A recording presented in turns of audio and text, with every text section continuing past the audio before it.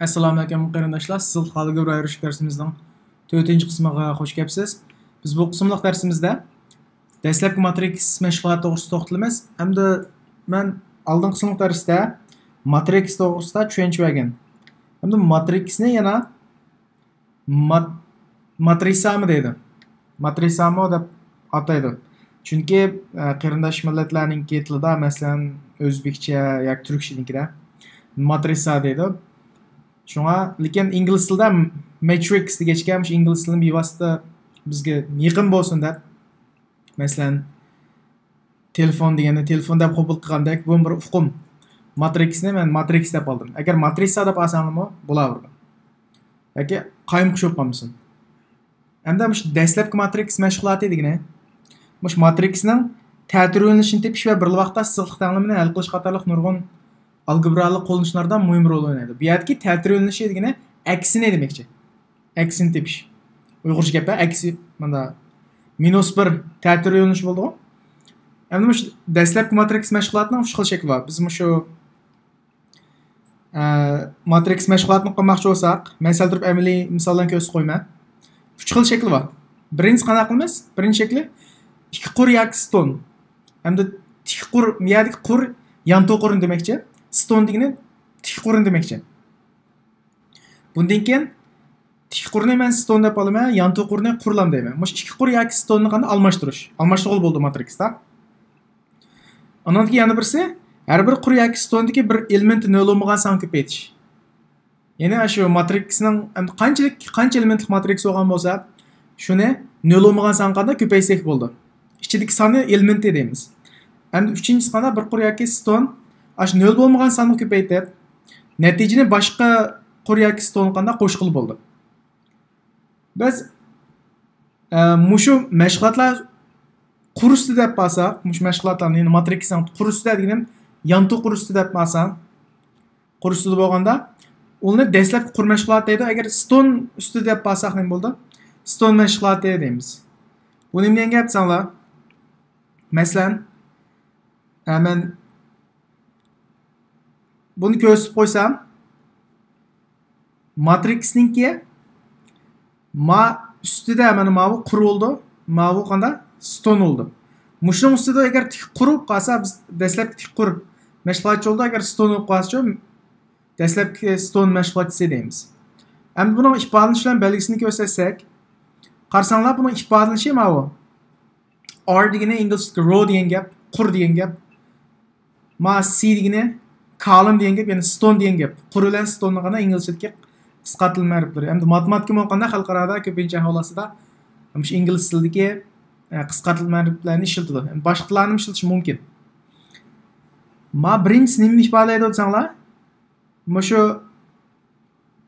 qur I bilan J mush ikkisini qanday almashtirish, qur yoki stone qanday almashtirishni ko'rsatadi. Ma bu qurga bir sonni ko'paytirib, s degan bir sonni, endi s nollikdan emas, nollikdan olib kelsa nol bo'lib turganmisi? Nolga teng bo'lmagan shunga. Ikkinchisi qanday? Ikkinchi mashg'ulot nima edi? Nolga teng bo'lmagan. Ma bu birinchisi ikki qur yoki stonni almashtirish. Ikki qur yoki stonni almashtirishning belgisi ma bu. Ma bu nolga teng bo'lmagan bir songa ichidagi elementni ko'paytirish. Uchinchisi bir qur yoki stonni nol bo'lmagan son ko'paytirib, natijani boshqa bir yana bir qur yoki stonga qo'shish. Yana birisi qanday qo'shish. Agar bu qur ustida deb bo'lsa, qur mashg'ulotchilar bo'ldi. Dastlabki qur mashg'ulotchisi. Agar bu ston ustida deb berilsa, bu dastlabki ston mashg'ulotchilari bo'ldi. Ya'ni agar qur bo'yicha qilsak, qur mashg'ulotchisi, ston bo'yicha qilsak, ston mashg'ulotchisi bo'ldi. Endi o'sha har bir xil dastlabki mashg'ulot matrixni ko'paytirish orqali asosiy mashg'ulotchi deb atalgan kvadrat matrix orqali olib berildi. Mana shu I asosiy mashg'ulotchi deymiz. I asosiy mashg'ulotchi. Qarasanglar, mana bu qurni qanday qo'shishqo birinchi mashg'ulot nima? Ikki qur yoki ston almashtirish, o'ziningki nimasi bilan almashtirish. Qanday qiladi? Nolni qur bilan ikkisiniki qo'shib almashtiradi. I bilan A'ni qanday men ko'paytirishma bu. Shunaqa-ku? 0 bilan 1 ni ko'paysa qancha? 0. 0 bilan 2 ni nima 1 bilan 2 ni ko'paysakchi 2. Endi bu ikkisini qo'shib bersak, o ikkisini yoki ma bu qurni ma stonga ko'paytimiz. 0 ni 1 ga ko'paysak 0 oldu. 1 ni 2 ga qo'shsak qanda 2 oldu. Bu ikkisini yig'inchisi qanda 2 oldu. Endi ma'ni ma qurga ma birinchi qurni ma ikkinchi stonni ko'paytimiz. 0 ni 3 ko'paysak 0 oldu. 1 ga 1 ni 4 ko'paysak qanda 4 oldu. Ma birinchi qurni 3-chi stonni ko'paysak 0 ni 5 ga ko'paysak 0 oldu. 1 ni 6 ga ko'paysak qanda 6 oldu. Mushu bo'yicha endi ikkinchi qurni ma birinchi stonga o'xshash davomlashtiramiz. Mana bu matriksni qanday ko'paytirish shunday bo'ldi. Endi buni qo'shib bersak 2, 4, 6, 1, 3, 5 hem 0 qo'shib bersak o'z oldi. Mana bu b kelib chiqdi. Mana bu b ga qanday almashtirish demakchi. Endi biz mushu i ni yoki asos mashg'ulotlarni qanday topmaymiz deganda biz kimlik matriksini qo'llaymiz. Bu kimlik matriks masalan bir elementli kimlik matriksi, 2 elementli kimlik matriksi, 3 elementli bo'lib qolsa, shakli bunda. Buni kimlik matriksi deymiz. Buning qanday qo'llanganligini men hozir amaliy misol bilan ishlab tushundirman. Xotiramni ochay. Oddiy tanlovlar sistemasi yozay. Masalan, birinchisiga 3x1 qo'shilgan 3x2 y desak bo'ldi, x2 ning o'rniga teng 3. Yana birisiga x1 olamiz x2 teng 0. Bu tanlov sistemasida biz ibtidoiy usulda yani to'liq o'tirdikki o'rganganimiz bo'yicha qanday ish to'q desak. Birinchisiga qanday?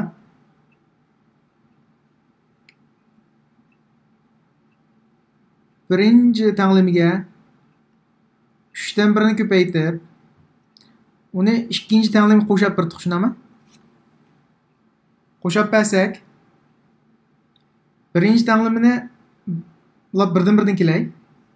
Birinchi tanlimni 3 dan 1 ko'paysak nima bo'ldi? x1 qo'shilgan x2 teng 1 bo'ldi, shunaqa. İkinci tanlim nima bo'ldi? x1 olamiz x2 teng 0. Endi men ikkinchi amili ikkisini qo'shib bersam, mana bilan mana. Bu nima bo'ldi desak? 2x1 mana qo'shsak 2x1 mana ikkisi plus minus bo'lgandan keyin yeyishib ketdi, 0 qoladi. 0 tam mana ikkisini qo'shsakchi 1. Shuning bilan x1 nechiga teng bo'ldi desak, 2 dan 1 ga teng bo'ldi. Unda bo'lsa x1 2 dan 1 teng bo'lgandan keyin mana ikkinchi amalga qo'ysak, ya'ni ikkinchi amal nima? x1 olamiz x2 teng 0 teshunama, x1 ni o'rniga 2 dan 1 ni qo'ysak, 2 dan 1 olamiz x2 teng 0. Unda bo'lsa x2 nechiga teng bo'ldi? 2 dan 1 teng bo'ldi. Shunday topdik, shunaqa dastlabda. Endi biz siziqliqlik bir o'rgangandan keyin biz matriks usuli bilan topamiz buni. Chunki mana bu hozir intan oddiy shakli. Ammo keyin murakkablashishga ergashib, tanlov sistemasining ko'p ishi yashib, mana ikki tanlovim shunaqa, agar 4 3 yoki 4 5 bo'lib ketsa qanda, texnik murakkablashib ketadi. Biz buni matriks orqali qana intan oddiy usullar bilan, ya'ni shu dastlabki qur mashg'uloti bilan oddiylar hisoblab chiqaramiz. Bu qanday bo'ldi desak, masalan, mushuni matriks o'chi yozib olsak, koeffitsiyentlarni yozamiz. 3 1 3 minus 1 qanday? Miyagamda turaqli son necha?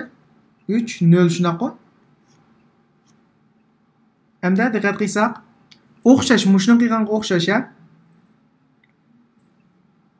Men birinchi qurni 3 ga bo'laman.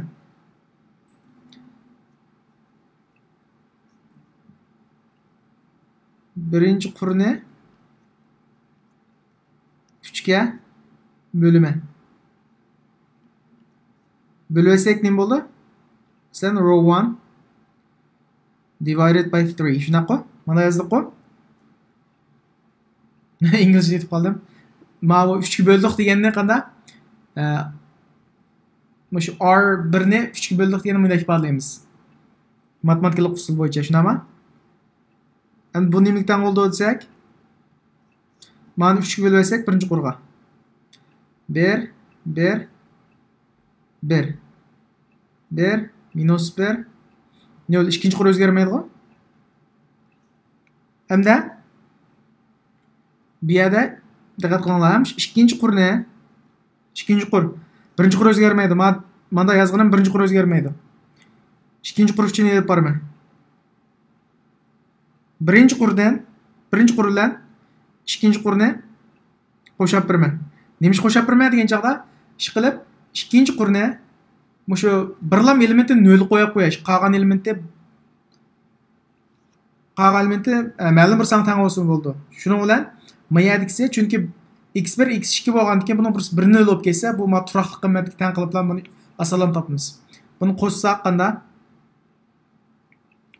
birinchi qur o'zgarmay kelaverdi. 1 1 1 ikkinchi qur qanda qo'shib bersak, bir-birini qo'shsak qanda 2, mana ikkisini qo'shsak 0, mana qo'shsak qancha? 1.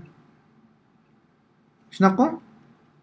Demak, mayadan, ostidan qanda x2 x1 qo'shimiz 0 tang necha? 1. x1 tang shuningdan 2 dan 1 bo'ldi. Bu 2 dan 1 bo'lsa, miyaga o'rnini qo'ysak manimga. x2 qanda? Bumi 2 dan 1 chiqadi degan. Mana shu. Endi eng oddiy shakli matriksni biz qo'llangan. Unda bo'lsa, biz shu dastlabki qur matriksdan, ya'ni dastlabki matriks mashg'ulotchisidan foydalanib, dastlabki qur mashg'ulotchisidan foydalanib bir tanlovlar sistemasini qanday, issiqlik tanlovlar sistemasini bir oddiylashtirsak, eng avval biz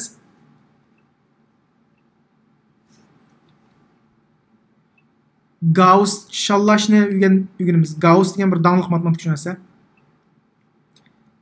Gausscha shallash. Gauss shallash nima deganda? Masalan, men 3 qurliq bir matriks yozsam,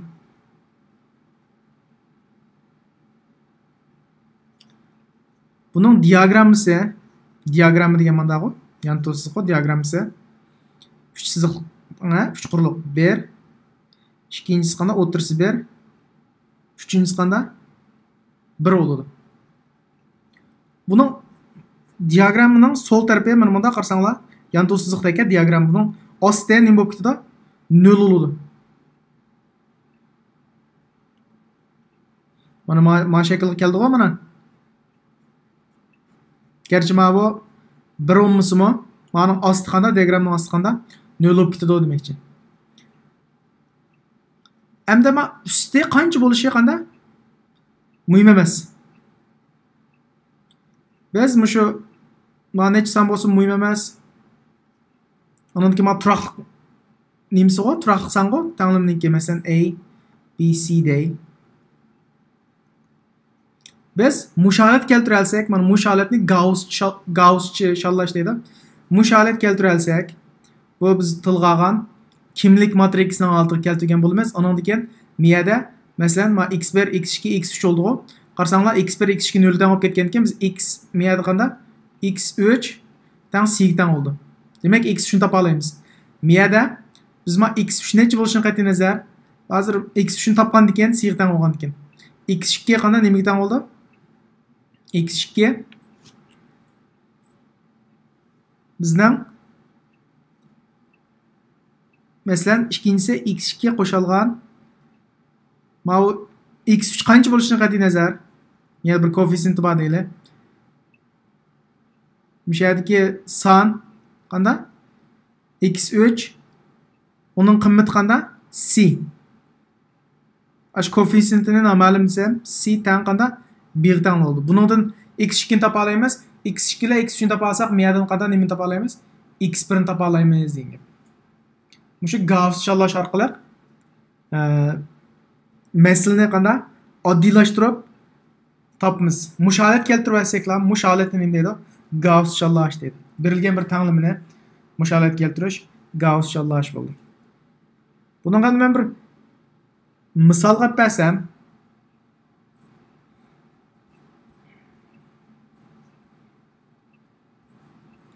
bir yangi bet quray.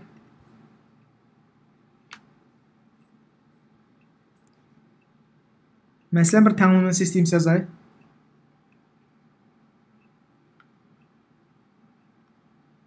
X1 alımız 2x2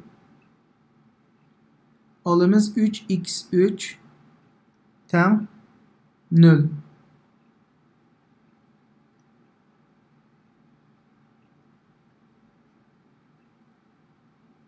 Minus x2 alımız x3 tam 3.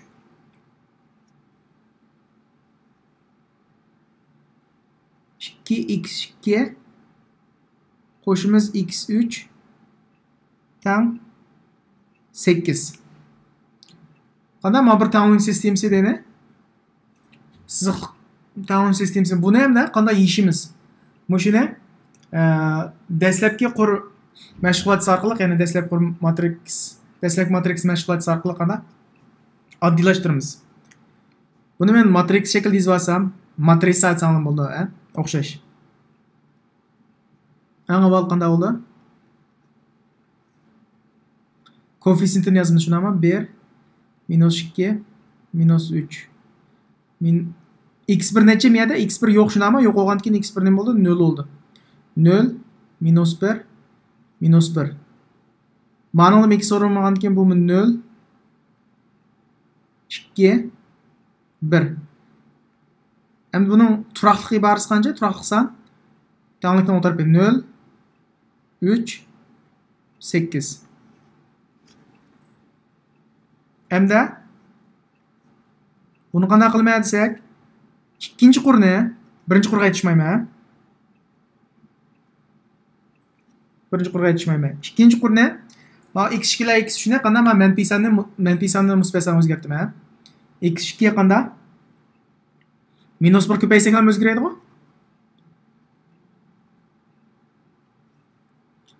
Birinchi qur o'zgarmaydi. 1 minus 2 minus 3 0 0 mana plus o'zgaradi, minus 1 ko'paytgan keyin 1 mana necha o'zgaradi? Minus 3 o'zgaradi. Ikkinchi qur o'zib ketdi 0 2 1 8.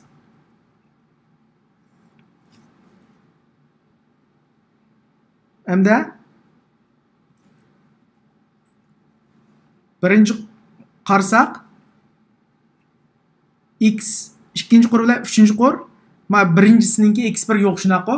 Biz ma'ningdan qanday avval ilqi Gauss shalla shakli keltiramiz. Yana mush diagramning ostini 0 qilib o'tamiz. Mana 1 1 1 keldi-ku. Ma'ning ostini 0 qilib o'taman. 0 qilib olsam ham buni topa olamiz. Oslini hisoblab topib olamiz. Uni 0 qilish uchun qanday qilib o'taman? 3-chi qurni aplasam bo'ldi. 3-chi qurni 0 qilib olsam ostiniki x3 ni topa olamiz. x3 bilan ikkinchi qurib qo'ysak x2 ni topamiz, undan keyin birinchi qurib qo'ysak x1 ni topamiz. Buni qanday eklamiz desak, x3 dan nima? 3-chi qurdan 2 eslangan ikkinchi qurni ilib olsak ham bo'ldi. Buni qanday qilamiz desak, birinchi qur o'zgarmaydi. Birinchi qur 1 minus 2 minus 3 0 keldi. İkinci qurum o'zgarmaydi. Bizning o'zgartirgan 3-chi qurilma. 0 1 1 minus 3. Mana aytibdi. Hamda 3-chi qur qanda 0 0 ikki eslanganni ilib olsak yana 0, mana 0 kelaverdi.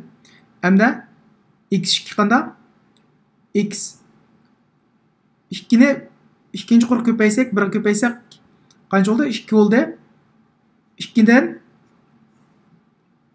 uni ilib olsak necha qoldi bu yerda? 0. Ya'ni ma'noga asosan qarsak, ma'ni 2 ko'paysak 2, ma'noga ma'ni ilib olsak 3-chi qurda 2-chi qurda nima qoldi? 0 qoldi. Ammo 3-chi x3 x3 necha? 1. 1 dan Alımız 2 eslengen x2 şuna ikinci qur shunaqa. Uni ilvasaqanda 1dan 2 nasak necha oldu? -1 qoldi, shunami? Endi ma turaqliq iborini olamiz o'xshash. 8 qanda -3 2 ni ko'paysa qancha? -3 2 ni ko'paysak -6. Hem 8 dan -6 ni olsak, minus o'zgarib plus bo'lib ketdi. Shu yana necha oldu? 14 degan gap. 14. Endi qarasanglar, malet keldi shunami? Man diagram shakli keldi. Endi men mana 3-qurning mana xuddi ma 2-qurni manfidan qutuldirgandeklab, yana qutuldirman. Buni qanday qutuldiramiz desak, x 3 ga -1 ni ko'paysak ham bo'ldi. To'liq Gauss shallash keldi. 1 -2 -3 0 1 1 0 0 1 hamda turaqliq sanqidan 0 -3 -1 ga 14 ni ko'paysa qancha oldu? -14 oldu. Hamda biz ma rasmiy Gauss shallash keldik. Hammasining osti qanday bo'lib ketdi? 0 bo'lib ketdi. Ham buni yezsak, bu osonlam chiqadi. Masalan, ma ostinki 3-qur bog'i.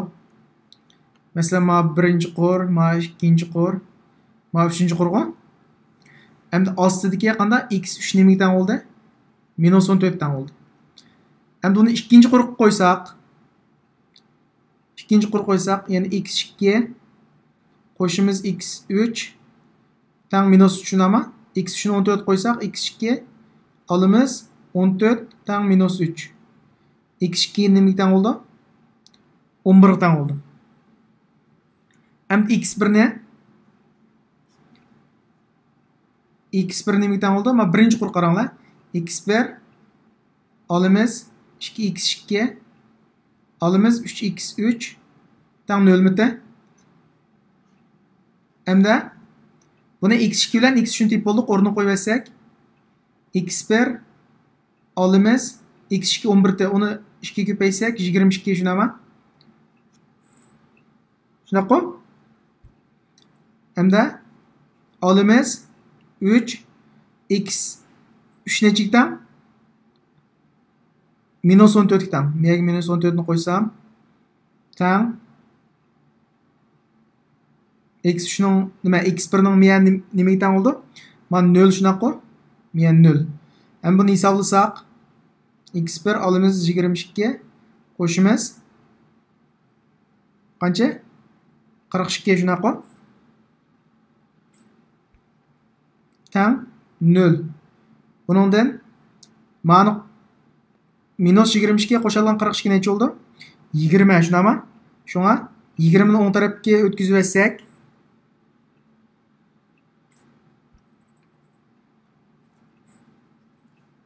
ama x to'xtanglar, men bir yana xato qildim. Ma x3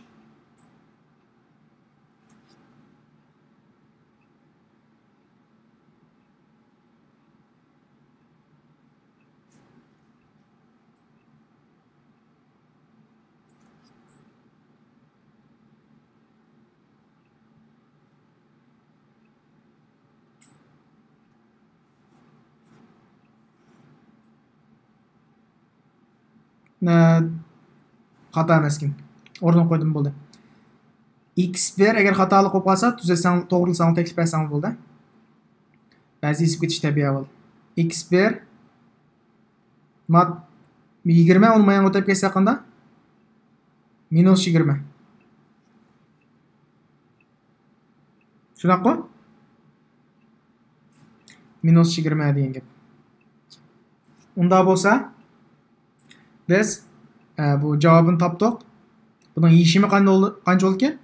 Mavu tanlangan sistemasiniki yechimi x1 dan -20, x2 dan 11, x3 dan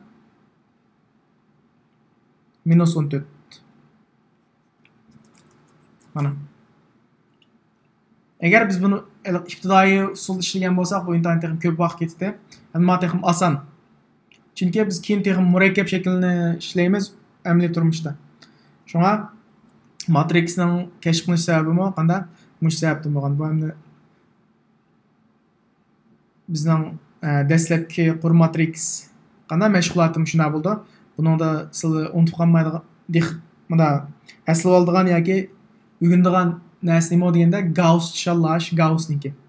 Chunki bu diagramma 1 ning ostiga 0 qilib o'tish bu bek osonlashtirdi bizning asos bizning maqsadimizni. Andan keyin kimlik bu ham nima deganda shu kimlik matriksi degan shu. Har bir diagramimiz qanda 0 0 0 bo'lib ketadi degan gap. Bugungi darsimiz mushagicha agar tushungan nuqtalar bo'lsa aslida inkas shakl qoldirsangiz bo'ldi. Rahmat.